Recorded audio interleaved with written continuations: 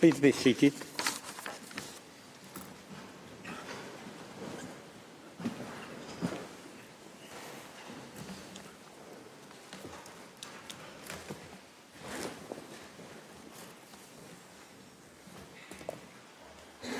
The sitting is resumed. I now give the floor to Ms. Diem Pon Ho. Madam, you have the floor. Mr. President, distinguished members of the Court, it is an honor to address you for the first time and a special privilege and responsibility to do so on behalf of the Gambia. I will continue the Gambia submission by describing the clearance operation that Myanmar conducted in a second village in northern Rakhine State, known as Chutpin. You just heard from Ms. Pasipanutka about the brutal clearance operation visited upon the village of Minji. As I will explain, a remarkably similar and cruel fate befell Chutpin, a different village in a different township, more than 90 kilometers from Minji, where the Tatmadaw massacred some 400 Rohingya. As Mr. Reichler showed you yesterday, Chutpin, known in Rohingya as Shuap Parung, is a village tract in northern Ratadang Township, surrounded by rice paddies and forest. It included a Rohingya settlement, at the time inhabited by about 1,200 people, and a nearby ethnic Rakhine hamlet with an estimated population of 400. Rohingya families there were farmers and laborers, raising livestock and cultivating vegetables. Many were at home for lunch or at the mosque for prayers when the Tatmadaw began the clearance operation at around 2 p.m. on the 27th of August, 2017. Accompanied by other security forces and ethnic Rakhine people, Tatmadaw soldiers emerged from the direction of the Rakhine hamlet and encircled the Rohingya village. The clearance operation in Chutpin then unfolded according to a familiar modus operandi, characterized by 5 distinctive features. First, indiscriminate killing of Rohingya civilians. The UN fact-finding mission found, quote, the security forces opened fire, shooting at villagers, including those who were fleeing, end quote. This finding is corroborated by considerable first-hand witness testimony and independent investigations by reputable organizations. Amnesty International, for example, reported that Myanmar security forces attacked the entire Rohingya population in Chutpin. In the words of one survivor, as villagers fled towards the surrounding paddy fields, the Tatmadaw fired at them, killing whoever they could. Many Rohingya, including children, were killed. A mother recalled the murder of her 2.5-year-old son, quote, the military were all around shooting. A bullet shot through my son's stomach and opened it. I saw the blood coming out of his stomach and I fainted, end quote. The infant died soon after. Another survivor, a 12-year-old girl named Fatima, described how soldiers opened fire from behind her family as they were running from their house, killing her father and her 10-year-old sister. The Tatmadaw went door to door, dragged people out, and shot them at point-blank range, or cut their throats with large knives. As a witness told Fortified Rights, the military shot people, and the Rakhine were cutting heads. Some of the people were shot by the military first, and when they were lying down, the Rakhine came and cut their necks. As another survivor told the UN fact-finding mission, if people were not killed by the first gunshots, they were slaughtered with long knives to make sure they were really dead. The second pattern in Chutpin is that the men and boys were singled out and systematically executed. In the northern part of Chutpin, for example, soldiers forced a group of villagers into a school and executed the men and boys. A victim whose husband was killed recalled, "I saw so many bodies in front of the school. Some had been shot, some had been cut. All of the dead bodies were bound, their hands tied with rope. There were bullets on the ground everywhere. There was so much blood. The dead bodies were like stones in a field." House after house, the Tatmadaw repeated this pattern. When soldiers entered into a woman's home, they took her husband and father-in-law into the yard and shot them there. In another, they dragged a man outside and fired repeatedly into his chest. Another survivor saw her husband and son tied up, beaten, and slaughtered as a soldier cut their throats.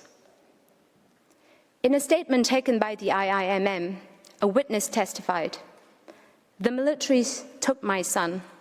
They brought him to the alley of a paddy field. 4 soldiers surrounded my son. He was killed in front of my own eyes. A soldier put bullets into his long gun and shot him in the temple. He died immediately." Those Rohingya who managed to reach a paddy field found no safety. The Tatmadaw apprehended them, separated the men and boys, tied their hands behind their backs, and shot them all. The third modus operandi of the Tatmadaw was to kill women, children, the elderly, and the disabled. The UN fact-finding mission determined that, quote, "a large number of women and children were victims of the attacks. Children, including infants and babies, were specifically targeted. Some were wrenched from their mothers' arms and thrown to the ground. Others were thrown into fires and burned alive."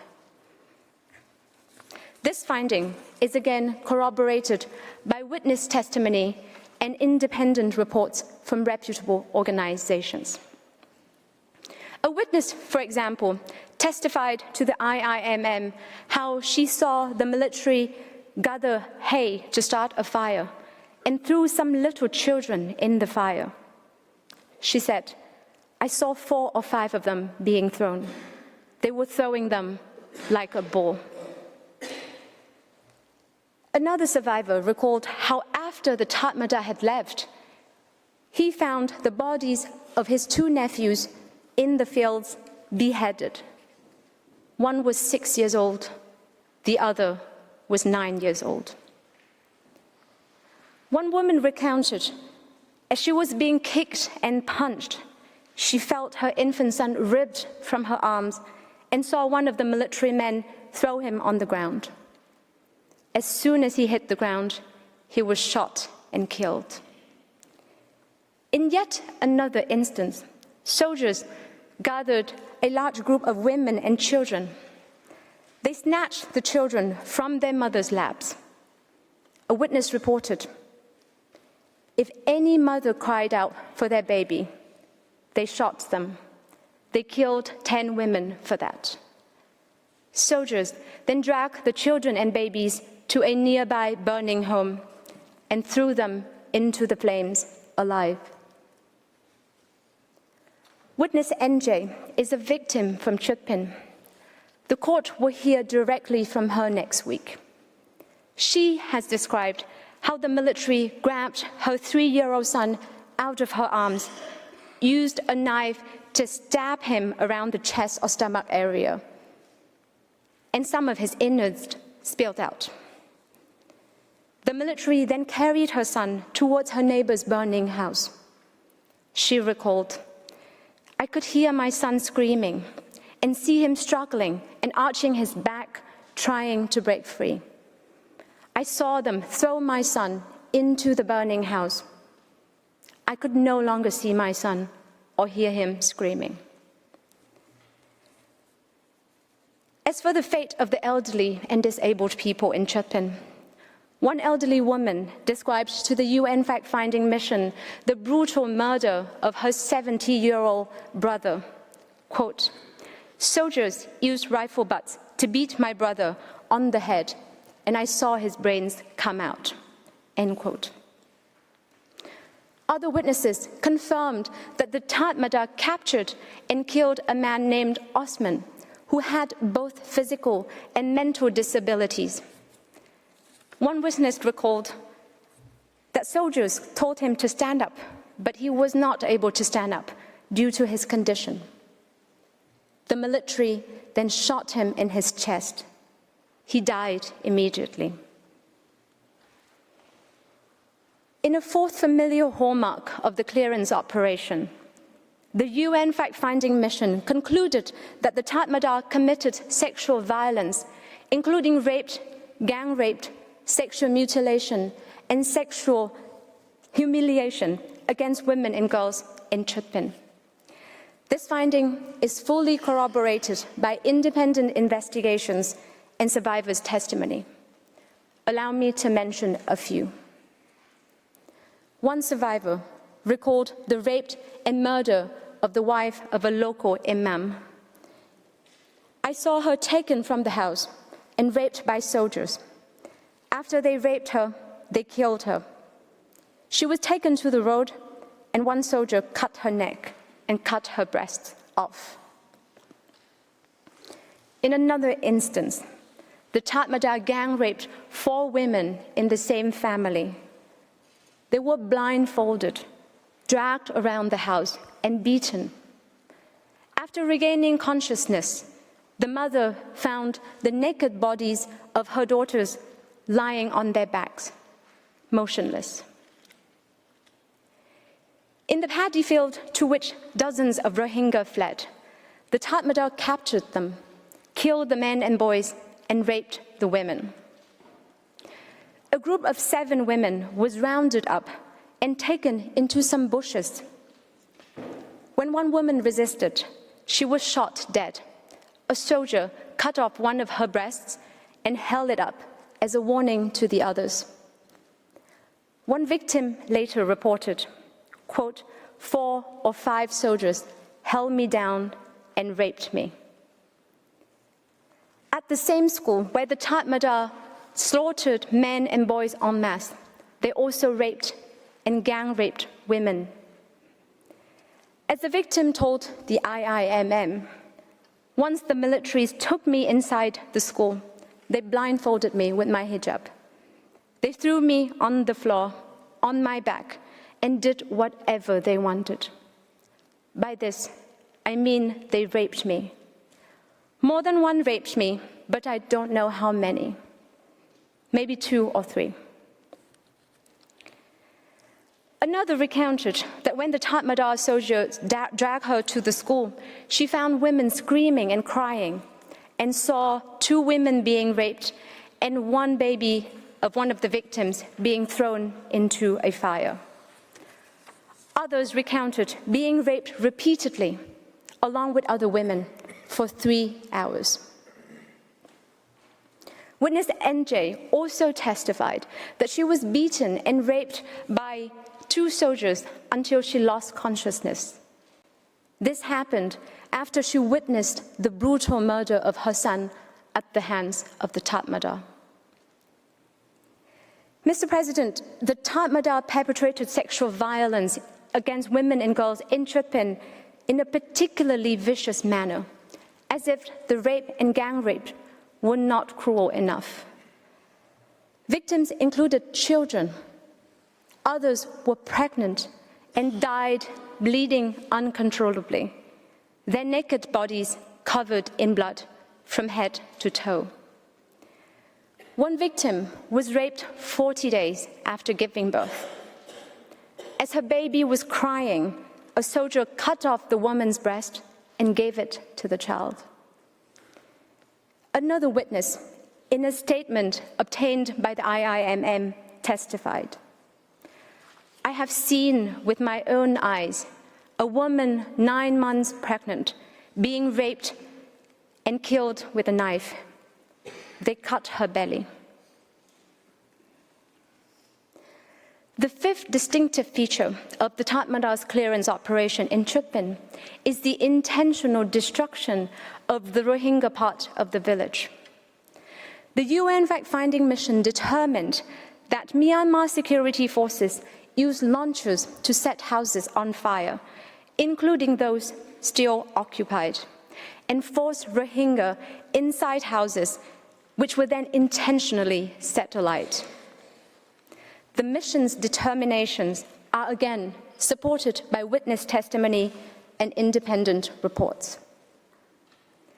One survivor described in a statement taken by the IIMM how the Tatmada used launchers to burn Rohingya homes.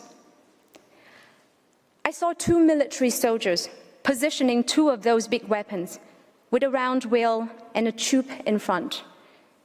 The military's fire and the bullets from those weapons were non-stop."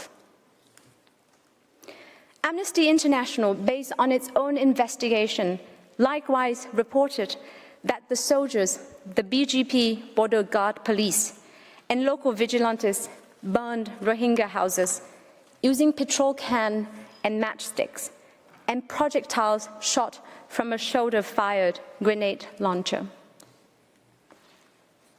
A witness told Fortified Rights that the military took some dead bodies and put them in a cowshed. They piled them in the shed and then just burned them, including the shed. UNOSAT analysis of satellite imagery confirms that the total destruction of Chutpin took place in the days immediately following the clearance operation. The burn pattern is comprehensive on the Rohingya side, shown in the brown areas in the middle of the image on your screen. Meanwhile, the nearby Rakhine hamlet, shown on the top right corner of the image on your screen, remained intact. Based on its own forensic examinations and the consistent and detailed testimony of Chutpin survivor, Physicians for Human Rights concluded that, quote, "The savagery inflicted on the people of Chutpin is a typical example of the widespread and systematic campaign that Myanmar authorities have waged against the Rohingya people." The UN fact-finding mission determined that the Tatmada, specifically the 33rd Light Infantry Division, led the Chutpin clearance operations, acting in concert with other security forces and ethnic Rakhine people, including the ethnic Rakhine chairperson of Chutpin. Amnesty International reached the same conclusion, reporting that, quote, "The principal perpetrators of the 27 August massacre and rapes in Chutpin were soldiers from a unit of the 33rd Light Infantry Division." A witness also confirms in a statement taken by the IIMM that the perpetrators in Chutpin were Myanmar's security forces.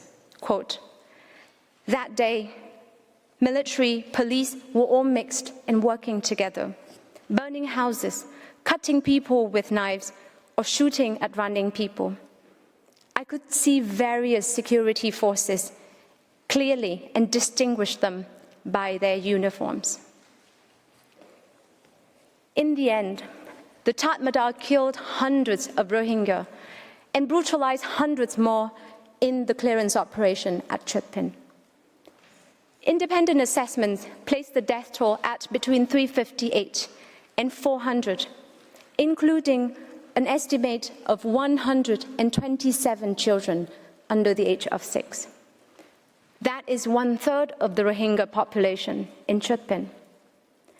Survivors described seeing bodies strewn across houses, lanes, and fields. Others saw children's corpses floating in the river.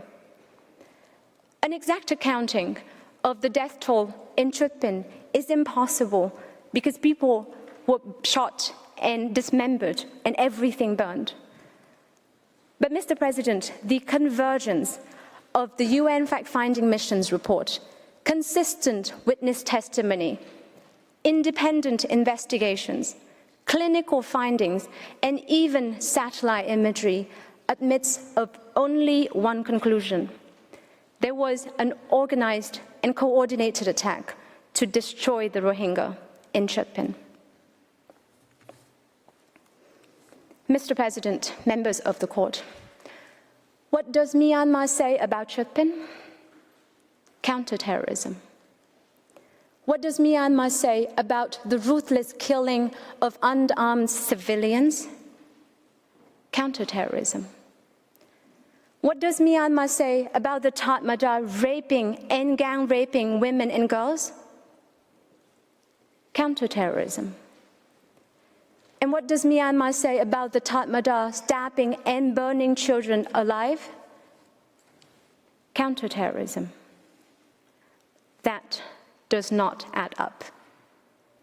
Counterterrorism cannot explain any of the horrific acts of brutality, sexual violence, and wanton cruelty we have just reviewed. Myanmar argues that the Gambia's reliance on the evidence I have just described is somehow flawed because it, quote, ignores the context and circumstances in which the counterterrorism operations took place. Myanmar specifically alleges that a member of ASA from Chutpin attacked the Chutpin police with homemade bombs, as if that could be an excuse for targeting everyone in the village, for massacring children and infants, and for raping women and girls. But even if such an attack did occur, the UN fact-finding mission pointed out that, quote, plans for a clearance operation in Chutpin appear to have been made prior to this incident, end quote. In an attempt to explain this so-called counter-terrorism context, Myanmar relies exclusively on three things: a military operational report, a statement from a certain Captain Mang, company commander of Infantry Regiment No. 4, who participated in the clearance operation, and statements from supposed ASA members. Yet none of these sources engages with, let alone justifies, what the Tatmadaw actually did to the Rohingya in Chutpin. To begin with, take Annex 120 to Myanmar's counter memorial. This is the military operational report of the Myanmar Defense Services that purports to describe the clearance operation at Chutpin. It dwells on alleged clashes between the military and the, quote, Bengali terrorists, which started with the military's warning shots into the air. As the so-called terrorists continue to approach, the two sides exchange fire. These terrorists, we are told, set fire to the southwesternmost part of the village and retreated. The military then, quote, carried out security actions. And there it stops. No details of what the so-called security actions in Chutpin entailed. No mention of any burnings, killings, brutality, or sexual violence.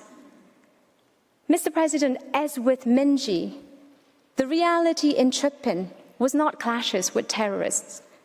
The Tatmadaw indiscriminately, deliberately, and systematically killed Rohingya men, women, and children, raped and gang-raped women in the most cruel manners, and set houses ablaze.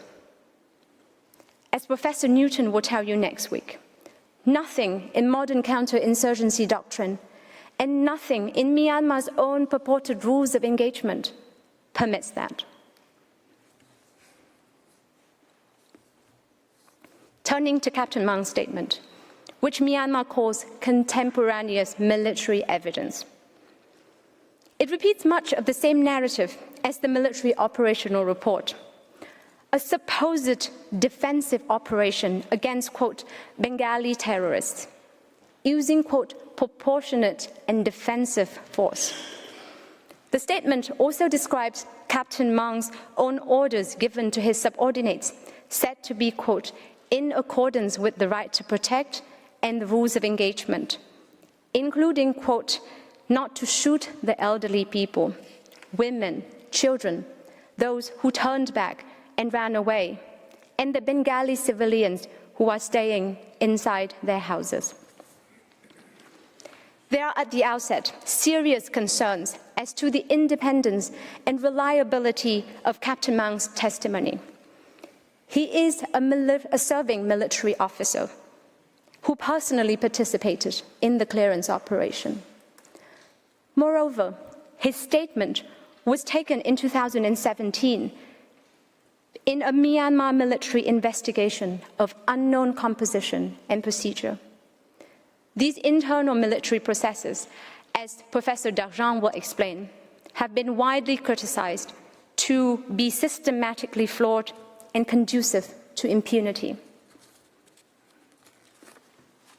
But even setting these difficulties aside, his statement is uncorroborated by any independent source and is flatly contradicted by the overwhelming evidence of what actually took place in Chutpin. The record shows indiscriminate shooting, including at those who were running away, the killing of infants and children, disabled and elderly people, mutilation and raping of women and girls, and houses set alight with people still inside. Mr. President, is this counterterrorism? Not according to Myanmar's own purported rules of engagement. Not according to Captain Mang, even if we take what he supposedly ordered his subordinates to do at face value. Unless, of course, the entire Rohingya population in Chutpin is treated as terrorists. Finally, Myanmar relies on statements from men it claims to be ARSA members to suggest that ARSA and Rohingya villagers themselves burned Chutpin.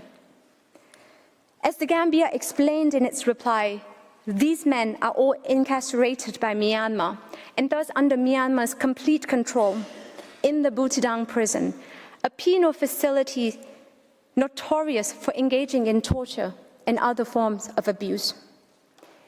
Indeed, the IIMM observed in its report published in May 2024 that most Rohingya detainees in Butidang prison were subjected to, quote, verbal and physical mistreatment, torture, and other inhumane acts perpetrated by prison guards, including the head of prison, sometimes resulting in death. But Myanmar answers that there is simply no evidence that these witnesses were coerced or forced into making false statements. Yet, each and every statement from Myanmar counter-memorial and rejoinder from these men recites a boilerplate disclaimer that the witness was not beaten, tortured, or assaulted by the security forces. Mr. President, one wonders whether the fact that these men all arrived at these very similar verbal formulations, unaided over several years, is a testament to their shared clarity of recollection. Or perhaps there is a more reasonable inference. Such exculpatory language has been scripted. As Mr. Reichler explained yesterday, in Croatia versus Serbia, the court refused to accord any evidentiary weight to records of interviews by Croatian police where, quote, the words used appear to be those of the police officers themselves. In this case, the court should likewise give no evidentiary weight to statements extracted in custody in a party's exclusive control, where coercion is a known risk. As the Gambia further pointed out, in each one of these statements, the individual purportedly identifies himself as, quote, Bengali. That is a delegitimizing label imposed by Myanmar and rejected by the Rohingya, including the very small number who belong to ASA, who expressly identify themselves as the Arakan Rohingya Salvation Army. If anything defeats the credibility of these prisoners' statements, it is their undoubtedly coerced self-description as Bengalis. Moreover, the contention that ASA and Rohingya villagers burned their own village is contradicted by overwhelming evidence in the form of extensive witness testimony, the reports from the UN fact-finding mission, and reports from reputable NGOs, all confirming that the fires in Rohingya villages were started not by ASA or any of its alleged supporters, but by the Tatmadaw. Having failed to engage with the Gambia's evidence, Myanmar resorts to a blanket denial that the Myanmar Defense Services engaged in any indiscriminate physical and/or sexual violence in Chutpin.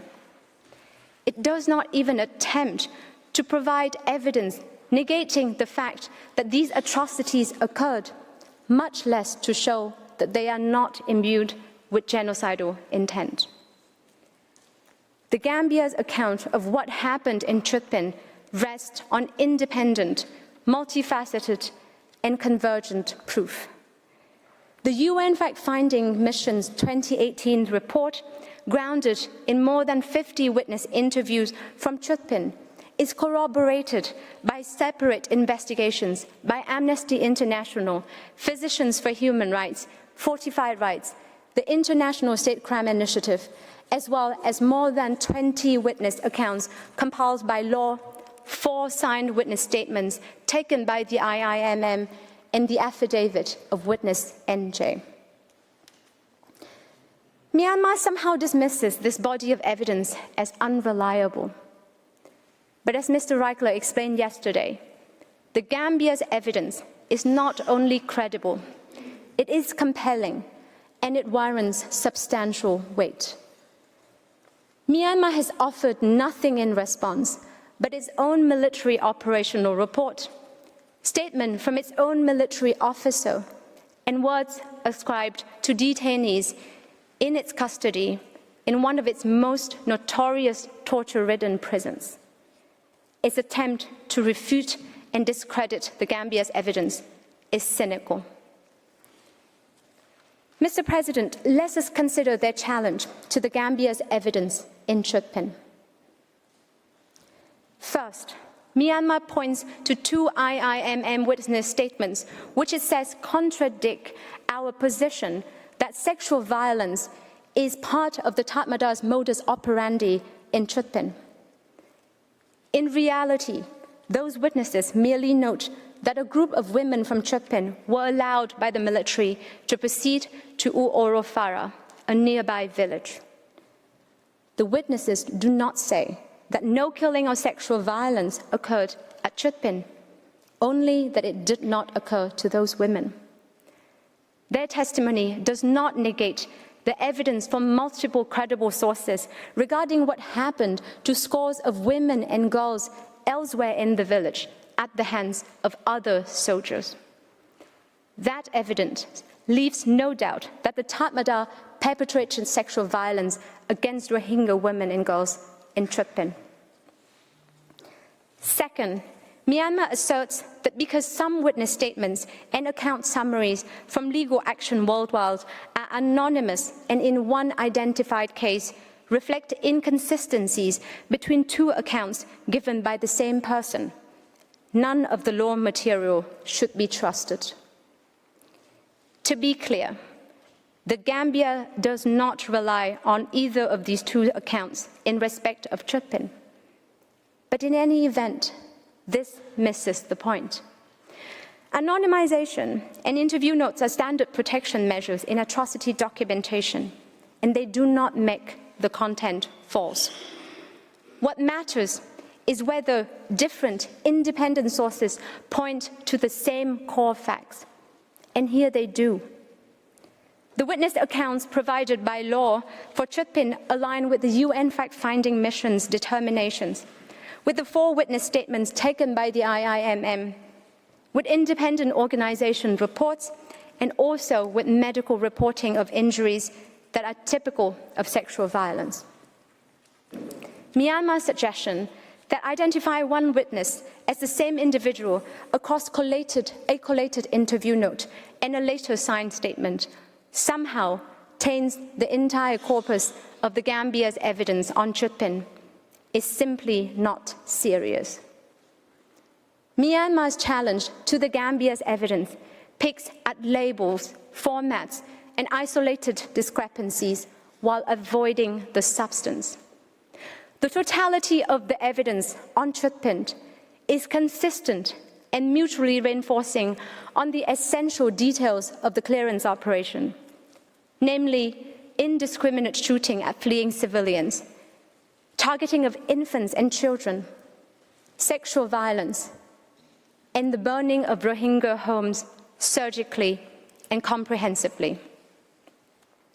None of that is diminished by pointing a microscope at isolated discrepancies in a very small number of witness accounts. The fact that Myanmar has had to go to such lengths in search of a defense speaks to the desperation of its case. The convergence across multiple sources of independent evidence points clearly, convincingly, and overwhelmingly to one conclusion. The Tatmadaw conducted an organized operation with the intent to destroy the Rohingya in Chutpin and elsewhere. Mr. President, members of the court, I thank you for your kind attention and respectfully request that you call to the podium Ms. Mariama Ngom to continue the Gambia submission. I thank Ms. Diem Phuan Ho for her statement. I now call Ms. Mariana Ngum to the podium. You have the floor, madam.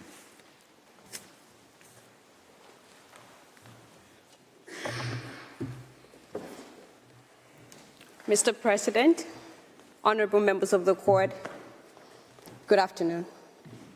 It is an honor to appear before you on behalf of the Republic of the Gambia. I will continue the Gambia's presentation of evidence by discussing Mongnu, another village in northern Rakhine State, where Myanmar engaged in horrific acts of violence and labeled it clearance operation. My colleagues described the acts of genocide that took place in Mingi and Chutping. I will address how, on 27 August 2017, Myanmar security forces also launched a large-scale attack in Mongnu against innocent, unarmed Rohingya civilians.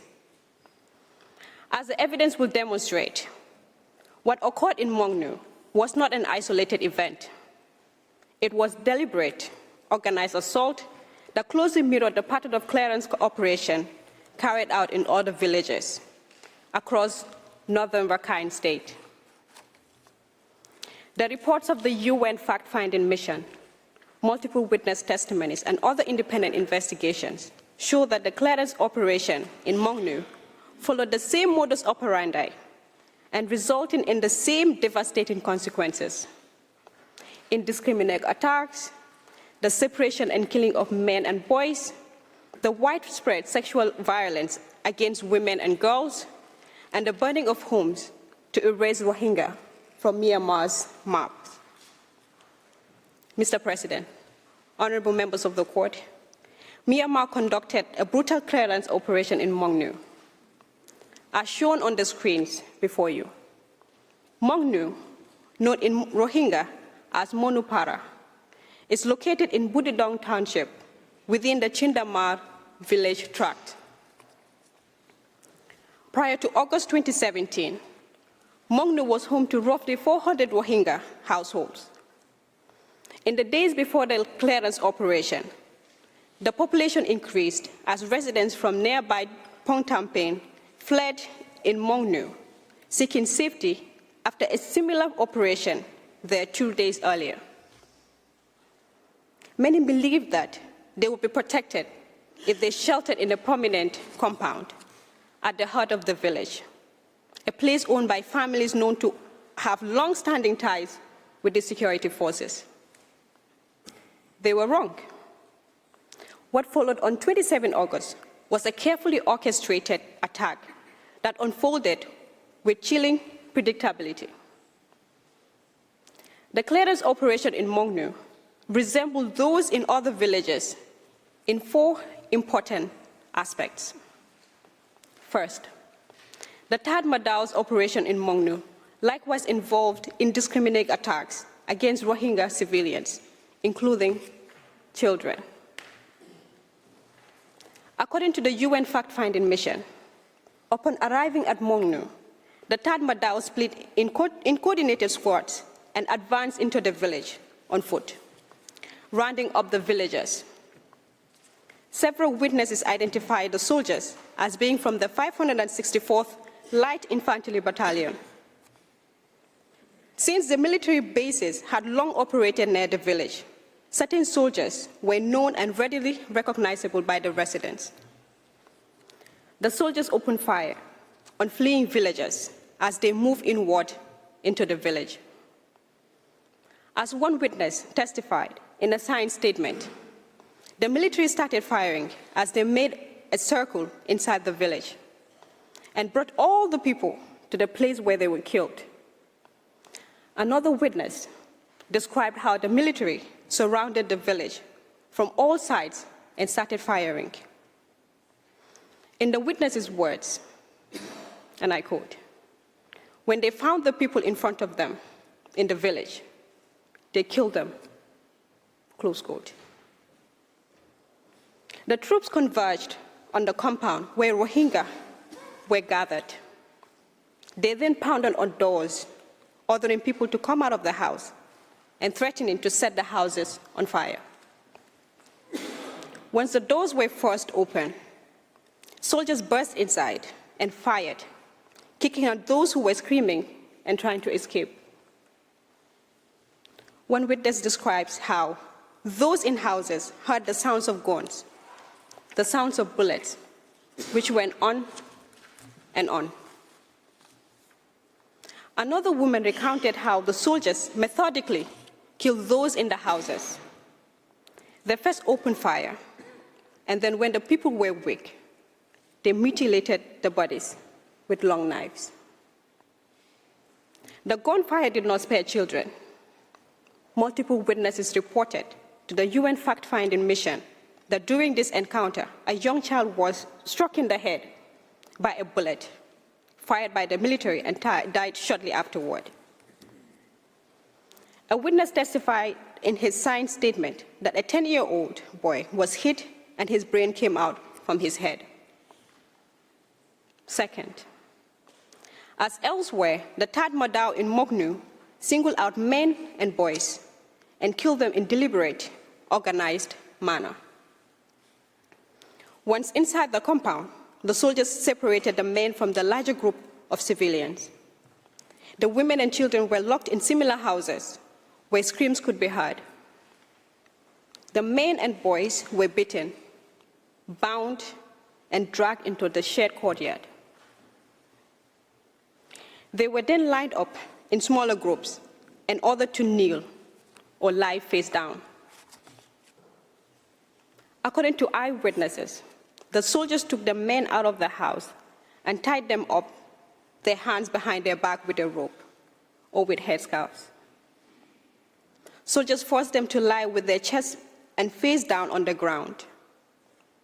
One interviewee described to Amnesty International that the soldiers forced him to lie down in the courtyard and kicked him right by his left eye before tying up his hands with a rope, while repeatedly calling him and his brother, Kalar. One of the men who owned the compound, Zahid Hussein, was among the first to be killed. He was stabbed to death in the stomach, while 2 soldiers restrained him. After Zahid Hussein was stabbed, he was heard screaming that everyone should come out of the house because the soldiers were going to burn it down. Hearing his scream, 2 of his sons came out, but both of them were shot dead. The soldiers then proceeded to execute the remaining men and boys who were either kneeling or laying face down on the ground with their hands tied. According to eyewitness accounts, prior to the execution, a soldier from the 564th Light Infantry Battalion was heard speaking on the phone in the courtyard. He was heard asking, "Boss, we have caught 87 people. What should we do?" He was heard asking. At the end of the call, the soldier turned to the others and relayed the order. "We killed them." What followed were summary executions carried out systematically, victim by victim, with guns and knives. That killing en masse is corroborated by multiple witness statements and reports, including from the UN fact-finding mission, Human Rights Watch, the Associated Press, Fortified Rights, and Amnesty International. Quoting the words of one interviewee, the UN mission reported that some of the men and boys were shot first and their throats were slit with a knife. Others just had their throats slit. One survivor told Fortified Rights that the soldiers took away people in groups of 2 and 3, and one by one hacked on the back of their necks. Another witness, interviewed by the International State Crime Initiative of the Queen Mary University, described how a soldier from the 564th Battalion put a knife to the temples of the victims and used it to cut the back of their necks, while other victims were shot at close range by others behind them. Several of those in the courtyard were young children who were stabbed to death. One woman described how the Tatmadaw killed her male family members, and I quote, "The courtyard was full of blood. They killed my husband, my father-in-law, and my 2 nephews of 15 and 8 years old.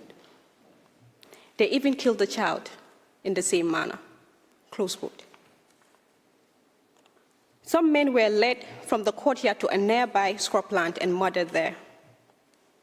Another woman, 50 years old resident, described how the soldiers grabbed as many as they could and found in front of them, adding that, "My people were taken like this from the house to the edge of the hillside and shot." In a signed statement, one witness whom the court will call next week recounted how he nearly escaped death that day. His hands had been bound as he waited as the military began to take groups of 5 to 6 people to another place to kill them. He watched in terror as the military seized his 80-year-old father, who was executed and placed atop of a pile of dead bodies. When the soldiers ordered his group to stand, the witness broke free and fled. He was struck in the arm by a bullet but survived, and now appears to testify in these proceedings before this honorable court.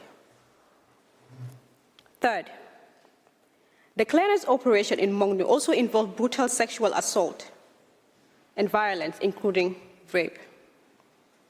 Women fleeing from gunfire were seized, stripped, and subjected to body searches that devolved into sexual assault. Some were raped, and others were mutilated and killed.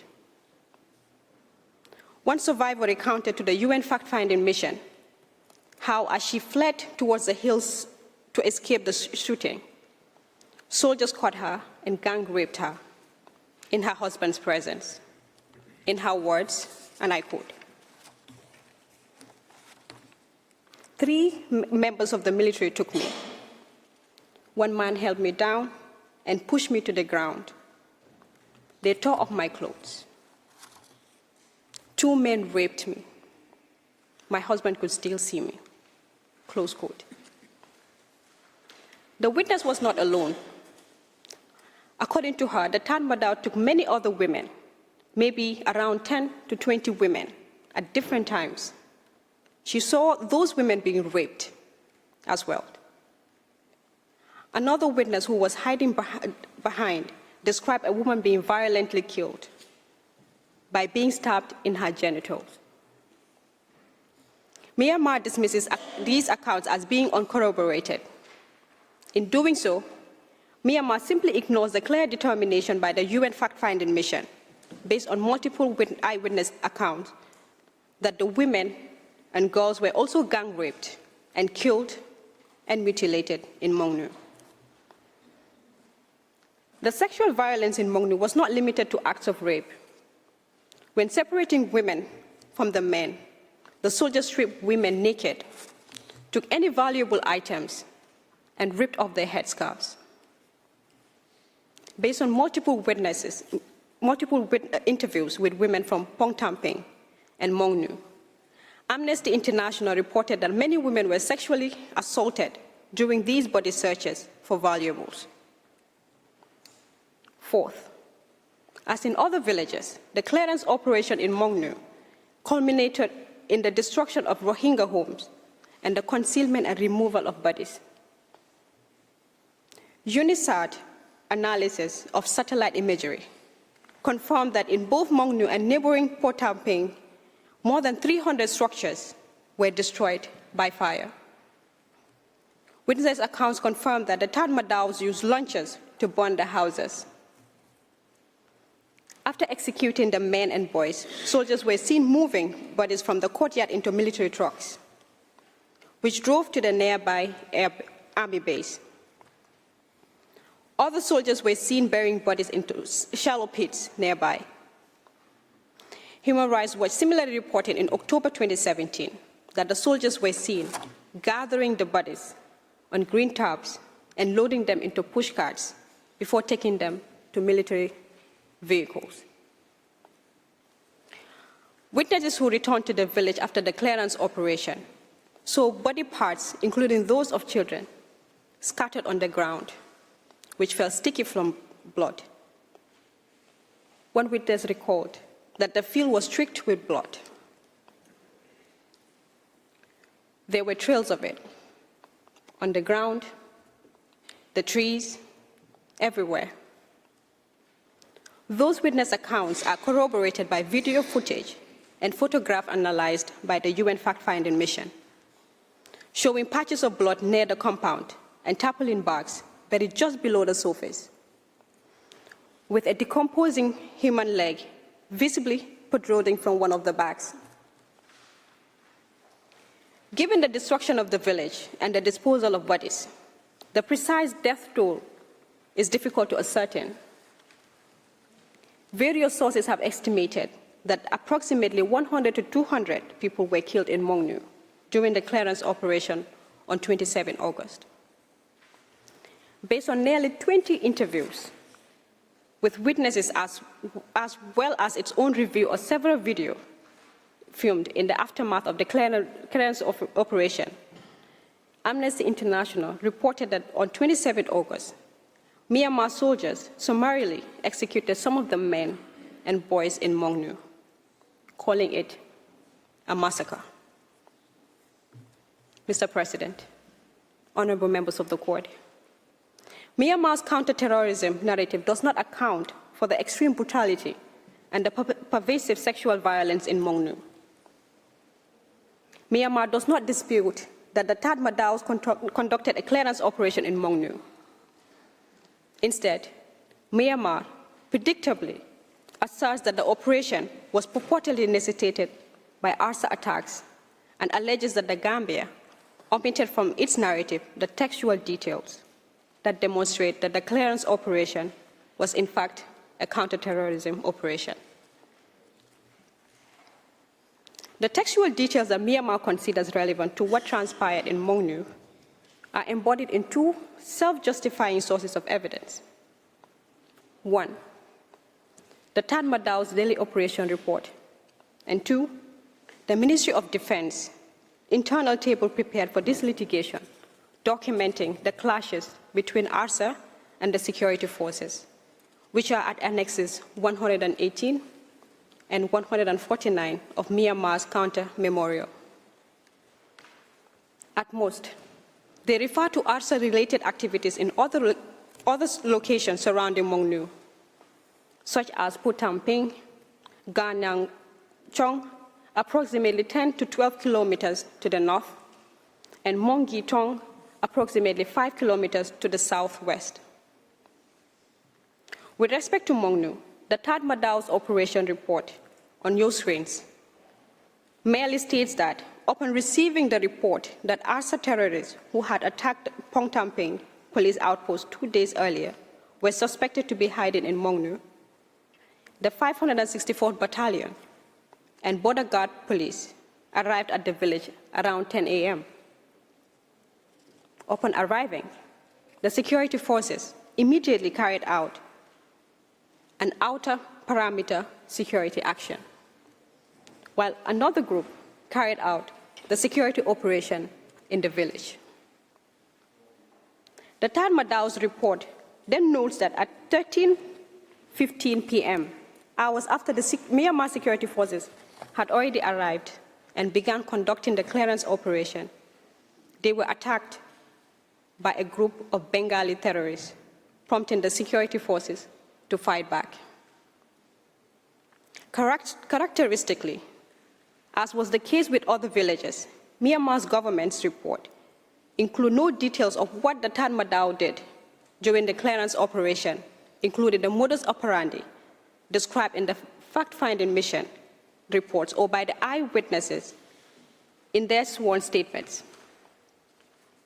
The Tatmadaw's reports are silent on the indiscriminate shooting at civilians, the systematic execution of men and boys, the rape and gang rape of women and girls, and the burning of homes and razing of villages. That absence, honorable members of the court, it's telling. It shows why it is difficult to place any evidentiary weight on these self-serving reports.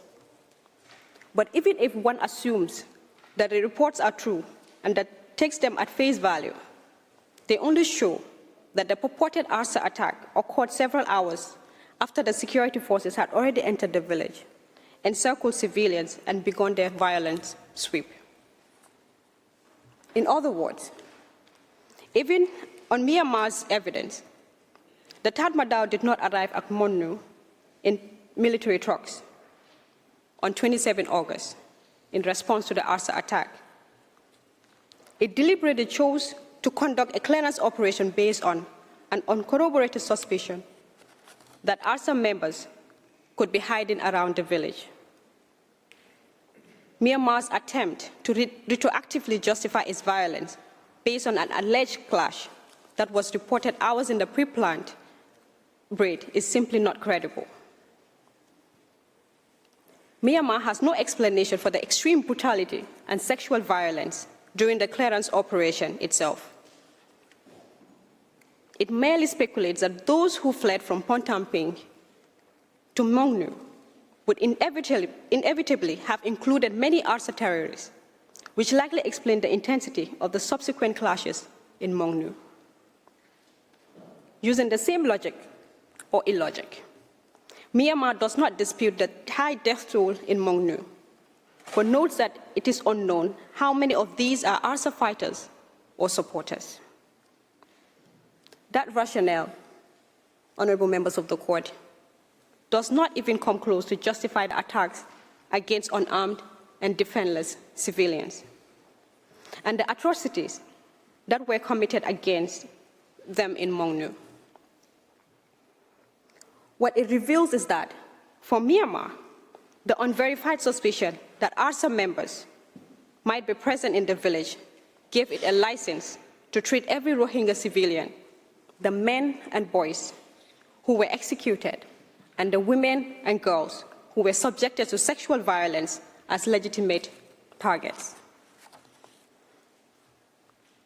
Myanmar's response to the high death toll in Mongnu likewise underscored the indefensibility of its position. From Myanmar's perspective, the Tatmadaws could kill first and rationalize later, invoking the intentionally broad and indiscriminate notion of ARSA and its supporters. The explanation that those who were killed were ARSA fighters or supporters also collapses entirely when confronted with the facts of how the clearance operation was concluded.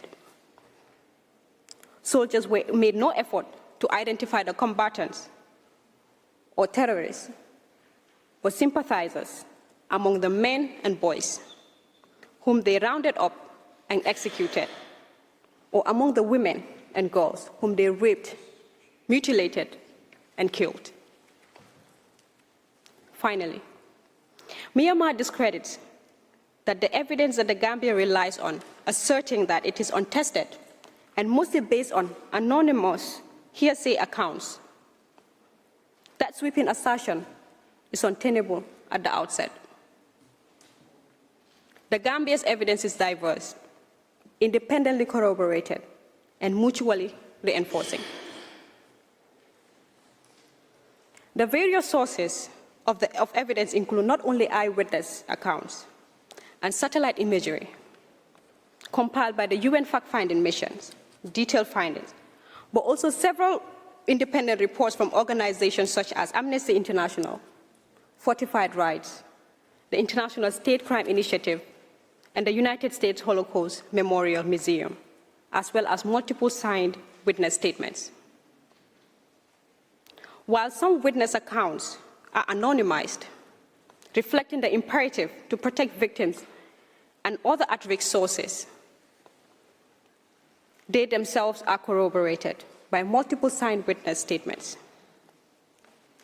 As to the signed witness statements, Myanmar asserts that those are unreliable, primarily because, and I quote, they are silent as to the activities of ARSA activities. In a similar vein, Myanmar claims that the Gambia deliberately omitted two first-hand testimonies from Fortified Rights and purportedly corroborates aspects of the Tatmadaws operation report concerning the terrorist activity near Mongnu. Contrary to Myanmar's assertion, the two first-hand testimonies were not addressed because they are not directly relevant, as neither discusses the clearance operation in Mongnu to begin with.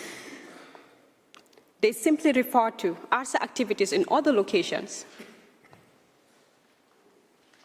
in Budidong Township, and where they do, they only contradict Myanmar's accounts of the Tatmadaws clearance operation as an allegedly limited and proportionate response to the imminent security threats. The first testimony is from a resident of Tong Bazar village, who describes how the following report of a bomb nearby Tinganat village. The military came to the village and arrested and beat people. Importantly, the witness adds that some of the military set houses on fire and arrested and killed young people, including the witnesses' 3 children, all younger than 10 years, who were forced to lie down on the ground while the military cut the backs of their necks. Myanmar makes no mention of these details in its rejoinder while addressing the witness statement. The second testimony, which is from the resident of Min Kwang Guan Suan village, mentions that there was a clash in Pontamping. The witness describes how the attackers had only sticks and knives, and how the entire village was burned down by the Tatmadaw. Those details are omitted by Myanmar in its rejoinder. As such, even the first-hand testimonies that Myanmar relies on to frame events ultimately corroborates the Gambia's evidence that the Tatmadaw burned Rohingya houses and inflicted extreme brutality on civilians, despite the limited rudimentary force of the attackers. In the rejoinder, Myanmar presents two IIMM witness statements, which purportedly supports its account of ARSA activities and presence in Mongnu. In fact, both statements reinforce the Gambia's case. The statement by witness P1496, a 48-year-old man, does nothing to contradict the Gambia's account of the clearance operation on 27 August. The witness accounts of ARSA activities surrounding the village are expressly limited to those in the months before 27 August. And the witness explains that during the clearance operation itself, he stayed in the neighboring village, collecting information from survivors and learning about who lived and who died, including from the mass killing of people in the compound. The statement by witness P2892, a 43-year-old woman, likewise only recounts hearing gunshots from Pontamping and makes no mention of ARSA activities in Mongnu.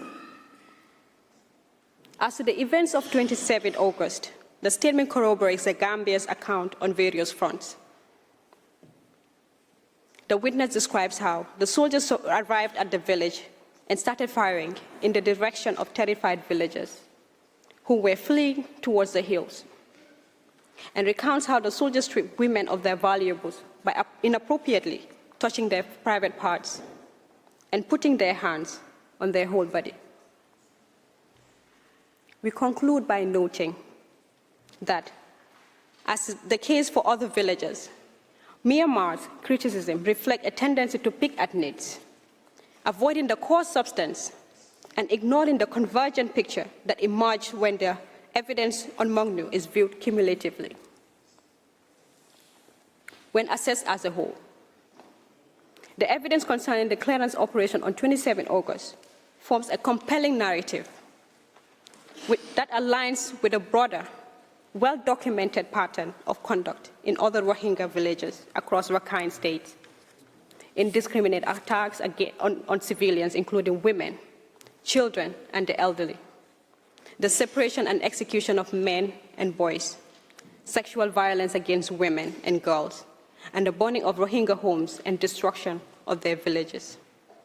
In sum, the destruction of Rohingya as a group. Honorable members of the court, I thank you for your kind attention and respectfully request that Mr. Charles Kombenjai be called to the podium to continue the Gambia's submission. I thank Ms. Mariana Ngum for her statement. I now invite Mr. Charles Kombenjai to address the court. You have the floor, sir.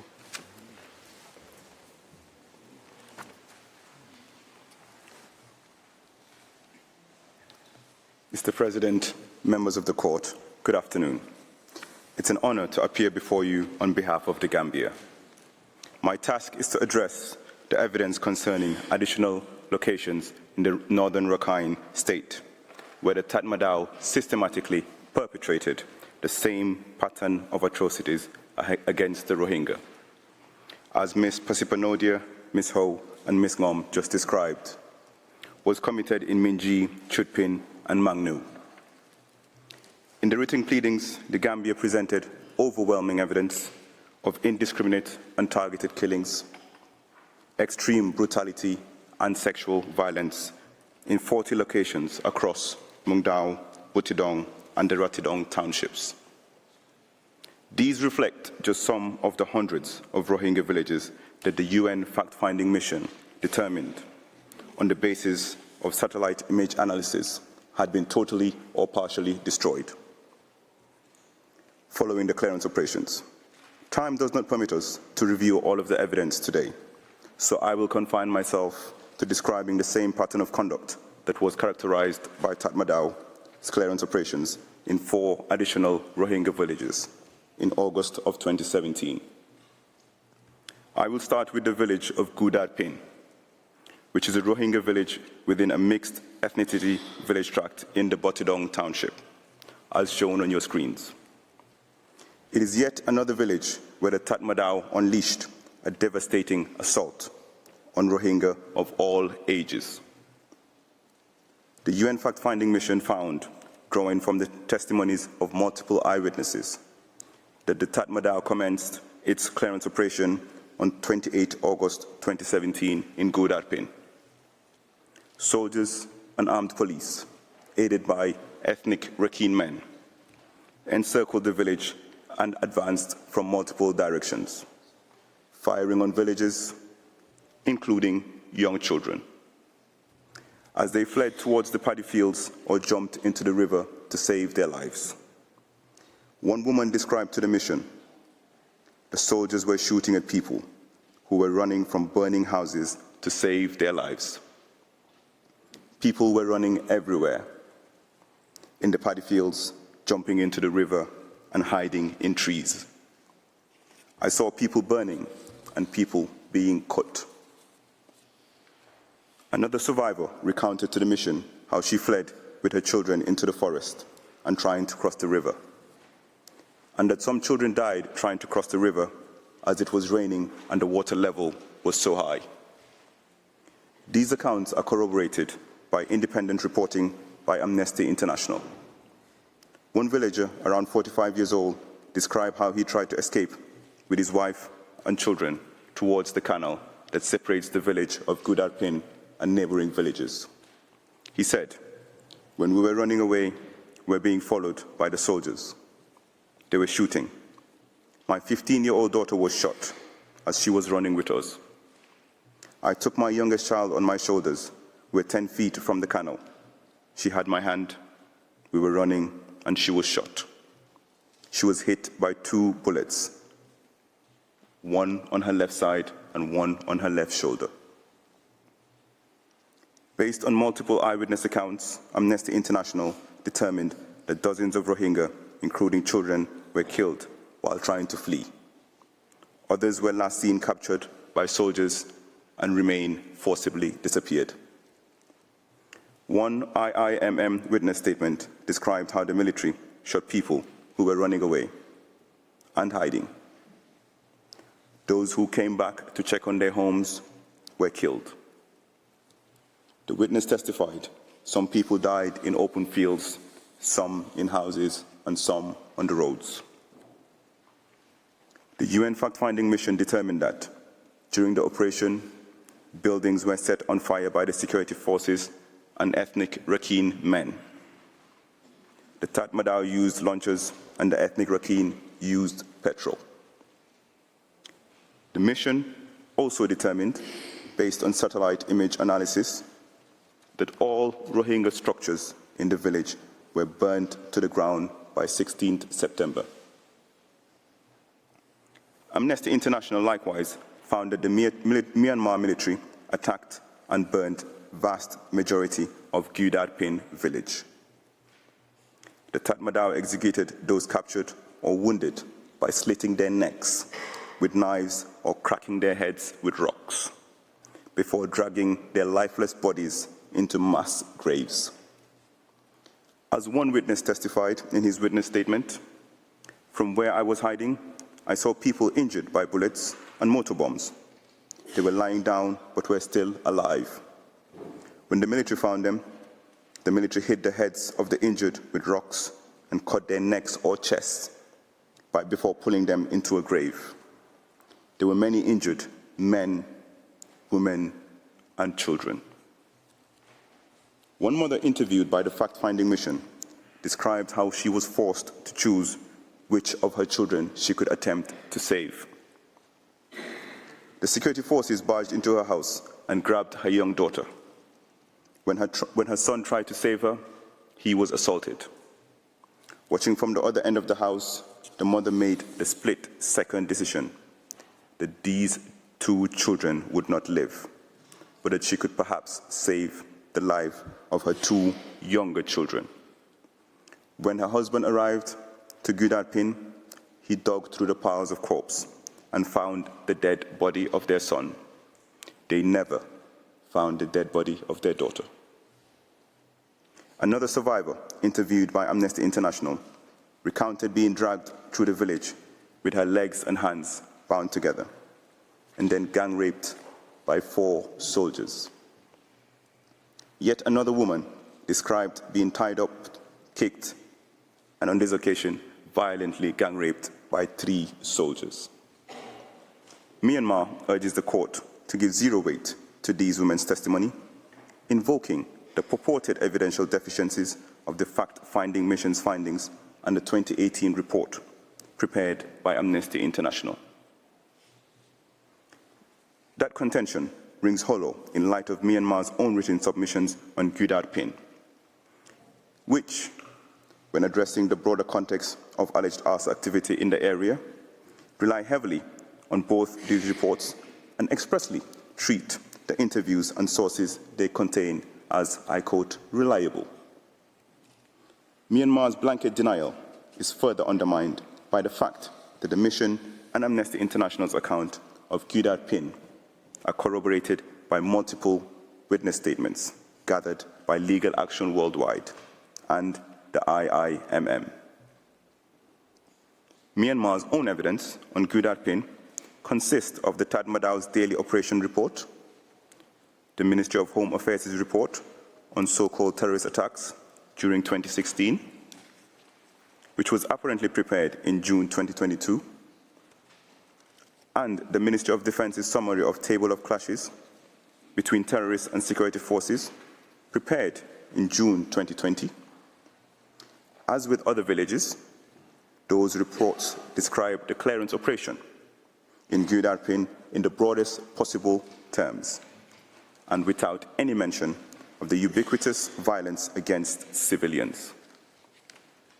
Conspicuously, there's no reference to the widely documented atrocities, such as the multiple mass graves discovered in the village that were reported in detail by Associated Press. Instead, the Tatmadao's daily operation report states that on 28 August 2017, at around 14:45 p.m., the Tatmadaw was ambushed by ARSA extremist Bengali terrorists wielding sticks, swords, and arms, whilst conducting a security operation in Gudar Pin. The report states that ARSA members withdrew to the south of the village, and the security forces gave chase, but nothing suspicious occurred. The only death or injury reported from the government side is a corporal receiving a non-critical cut to his left cheek. On Myanmar's own evidence, there was nothing to justify the Tatmadaw's brutal violence against civilians. The most that had occurred was an alleged attack with sticks and swords that ended with ARSA's withdrawal and virtually no casualty on government side. I now move on to 2 additional locations, Khotan Kok and Chen Kali. These are neighboring village tracts in the Rotterdam township, situated along the Bay of Bengal. The locations are shown on your screens. Within the Khotan Kok village tract was a military compound and a border guard police post. On 25th August 2017, around 4 a.m., residents of Khotan Kok and Chen Kali heard gunshots. The Tatmadaw alleged that 2 ARSA attacks took place and 7 ARSA members were killed. It could not have been much of an attack, since no casualties were reported on the government side.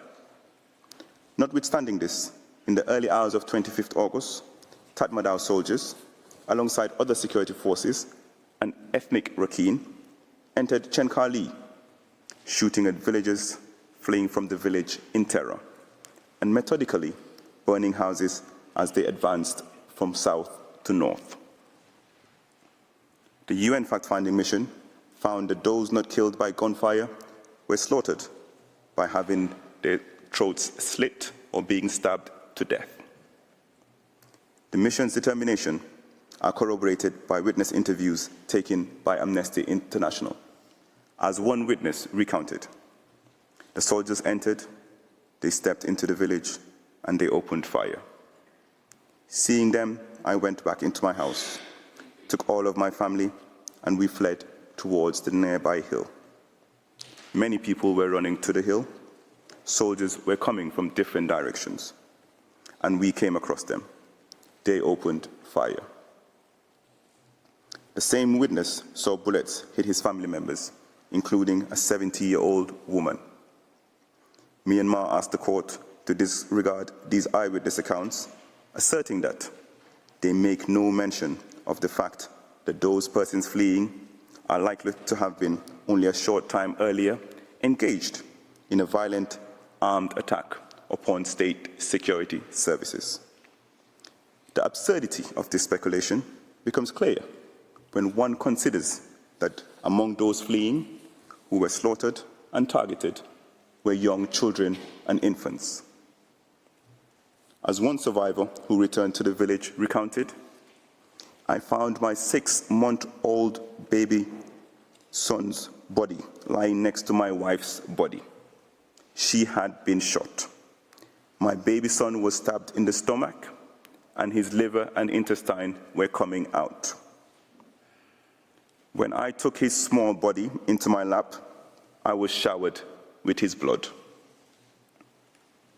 On 28 August 2017, the Tatmadaw undertook another clearance operation in Khotan Kok, entering the village from both sides in the early hours of the morning.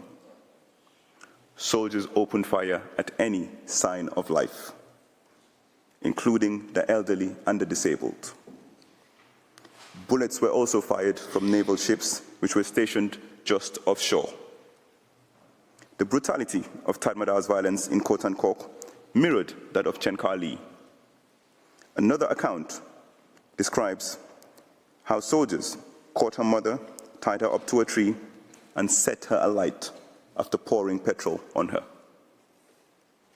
Drawing on multiple interviews with survivors from Khotan Kok and Chenkali, Amnesty International determined that the clearance operation in the two villages followed a similar pattern of soldiers partially surrounding the village, opening fire as people fled, and with the help of vigilance, burning the villages as some people remained in their homes.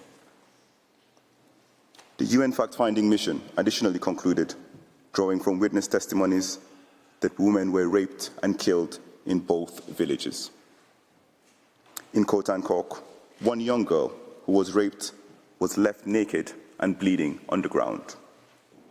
In Chenkali, an eyewitness saw soldiers rape and kill his wife by slitting her throat, as well as kill all his children, all aged under 5.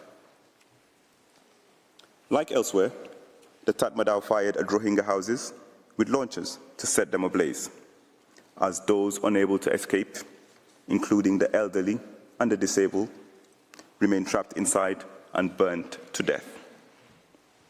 Satellite image analysis reported by the UN fact-finding mission confirmed that all Rohingya hamlets inside the village tract were destroyed. This analysis is consistent with the witness accounts describing to Amnesty International how there were only a few green trees left. Everything else was burnt down. The mission also determined that the 2 ethnic Rakhine hamlets remained intact. Finally, I will address the events in Indine, which is a village tract in Mundao Township. It comprises of 6 Rohingya settlements and 2 small ethnic Rakhine hamlets. Its location can be seen on your screens. Prior to August 2017, Indine's population was predominantly Rohingya. The UN fact-finding mission found that on 25th August 2017, the Tatmadaw launched a week-long clearance operation across Indine in a similar manner to neighboring villages. On the basis of multiple eyewitness accounts, the mission concluded that men, women, and children were killed and wounded. They were shot, they were stabbed or slashed with large knives and swords, including persons including by persons in civilian clothes, believed to be ethnic Rakhine. One survivor described to the mission how she heard gunfire in the early hours of the morning and saw her neighbor's house ignite in flames. Bullets then entered her house, and her 3-year-old son was killed. The same survivor witnessed the bodies of her uncle and her brother-in-law with slit throats. The fact-finding mission interviewed another woman in a Bangladesh hospital in September 2017, who recounted seeing soldiers setting houses on fire and shooting at people, including her elderly neighbor. Another survivor, a mother from Indine, recounted the unbearable ordeal of being forced to watch her daughter gang raped, with her legs tied to different doors before her throat was slit and the house set ablaze. The eyewitness accounts in the fact-finding mission report are consistent with those provided in witness interviews conducted by Amnesty International and witness accounts compiled by Legal Action Worldwide. Survivors describe how the Tatmadaw led the assault, entering the village and firing at anyone in sight. The security forces slashed men, women, and children with large knives and swords and torched houses with people inside. One witness described how the Tatmadaw spared no one, including her husband, who was unable to walk.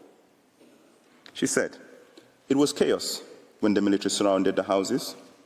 My husband was a bit physically disabled. One of my sons had fled, but came back and asked him, 'Can I carry you?' That was when soldiers came. They took both of them and shot and killed them.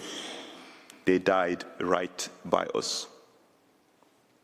The UN fact-finding mission and Amnesty International concluded, based on aerial photographs and satellite imagery, that following the week-long clearance operation, Rohingya homes and properties were demolished and bulldozed, while the ethnic Rakhine properties remained untouched. Myanmar concedes there were no ASA attacks in Indine on 25th August 2017, when the clearance operation began. It instead tries to justify the operation by referencing ASA attacks on border guard police posts in neighboring village tract of Tin Bao Kwe and Ta Win Chong. According to the Ministry of Defence's table of clashes, the 25th August incidents at Tin Bao Kwe and Ta Wing Chong, each lasting an hour or less, resulted in no government casualties. Those incidents could not possibly form the catalyst, much less the justification, for the systematic killing of the Rohingya civilians at Indine. After its general assault on the village, the Tatmadaw summarily executed 10 men and boys, including 2 high school students, as authoritatively documented by Reuters. In tab 4 of the judge's folder is a photo of these men in Tatmadaw custody with their wrists tied behind their backs. A subsequent photo from Reuters, which I must respectfully warn, includes graphic content that may be difficult to view, captures the moments immediately after those men were executed, and is also included in tab 4 of the judge's folder. Myanmar has acknowledged these extrajudicial killings, but seeks to minimize their significance, claiming they were acts of retribution for the disappearance and suspected murder of an ethnic Rakhine man the week before. It admits that soldiers permitted the man's son to violently assault them with swords before the firing squad killed them. That narrative does not exonerate. It condemns. It shows that the Tatmadaw not only summarily executed civilians, but also facilitated vigilant violence against them on the basis of their identity as Rohingya. In sum, Myanmar claims that what occurred in these locations were counter-terrorism operations necessitated by and responsive to lethal attacks by ARSA. The evidence proves otherwise. The assault on Rohingya civilians in each of these villages reflect the same organized, targeted campaign of extremely brutal killings of Rohingya civilians, men, women, and children, and sexual violence against women and girls carried out across the 3 townships in the northern Rakhine state. Mr. President, members of the court, we thank you for your kind attention throughout this afternoon's sitting. This concludes the Gambia's presentation for today. I thank Mr. Charles Kombe-Njai, whose statement brings this sitting to a close. The oral proceedings in the case will resume tomorrow, Wednesday, the 14th of January 2026 at 10 a.m., when the Gambia will continue its first round of oral argument. The sitting is closed.